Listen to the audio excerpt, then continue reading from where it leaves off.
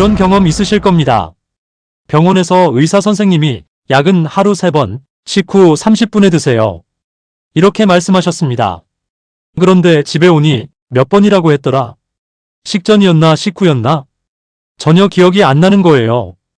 은행에서 대출 상담을 받을 때도 금리가 연 3.5%이고 중도 상환 수수료는, 이런 중요한 정보들을 전화로 들었는데 끊고 나니 헷갈리는 겁니다.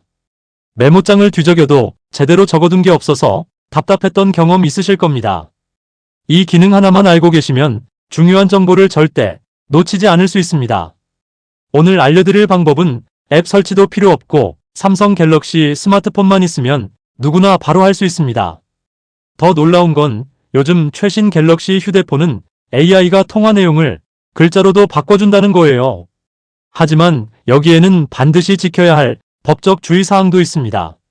잘못 사용하면 문제가 될 수 있으니 영상 끝까지 보셔야 안전하고 똑똑하게 활용하실 수 있습니다. 그럼 지금부터 차근차근 따라해보세요. 생활에 꼭 필요한 정보, 생활톡TV입니다. 실제로 70대 김할머니께서는 정형외과에서 물리치료 예약을 전화로 잡으셨습니다. 그런데 날짜를 잘못 기억하셔서 일주일 일찍 병원에 가셨다가 헛걸음을 하셨습니다.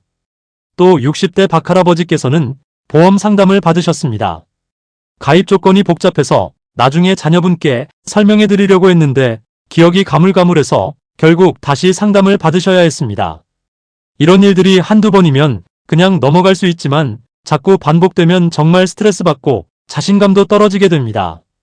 나이가 드니까 기억력이 이렇게 안 좋아졌나 하면서 속상해 하시는 분들을 정말 많이 봤습니다. 하지만 이건 나이 탓이 아닙니다. 전화로 들은 정보는 원래 기억하기 어렵습니다.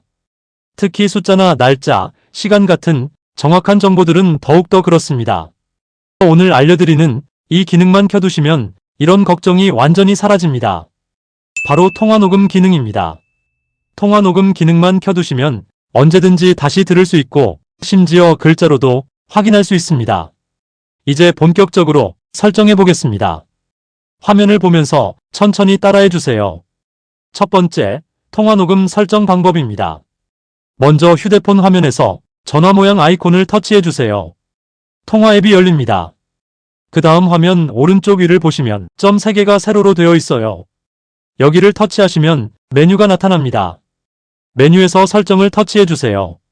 설정 화면이 나오면 통화 녹음이라는 항목을 찾아주세요. 통화 녹음을 터치하시면 새로운 화면이 나오는데 여기서 자동 녹음 옆에 있는 스위치를 오른쪽으로 밀어서 켜주세요. 이렇게 하시면 끝입니다. 정말 간단하죠? 이제부터 전화를 받거나 걸 때마다 자동으로 녹음이 시작됩니다. 지금부터는 녹음된 내용을 들을 수 있는 방법에 대해 설명드리겠습니다.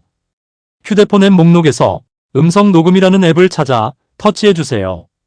앱이 열리면 녹음 파일들이 쭉 나열되어 있을 거예요.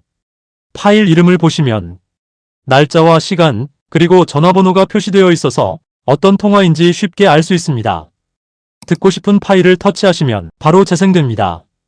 재생, 일시정지, 되감기 모두 가능합니다. 이제 병원에서 들은 처방 설명도, 은행에서 받은 상담 내용도, 그리고 관공서에서 안내받은 절차도 절대 잊어버릴 일이 없으실 겁니다. 최신 갤럭시 모델을 사용하시는 분들에게는 더 놀라운 기능이 있습니다.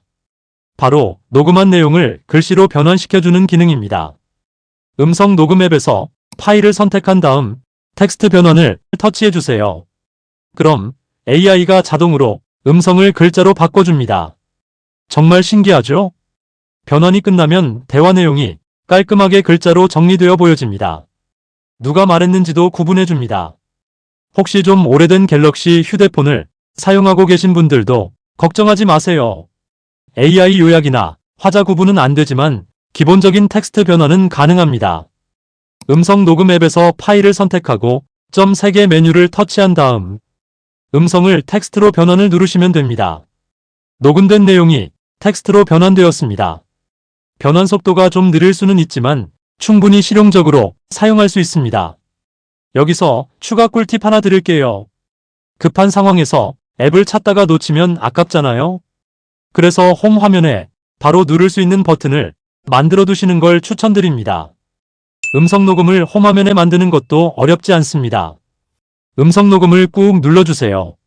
그러면 메뉴가 나타나는데 홈화면에 추가를 선택해주세요. 이렇게 홈화면에 녹음 버튼이 생겼습니다.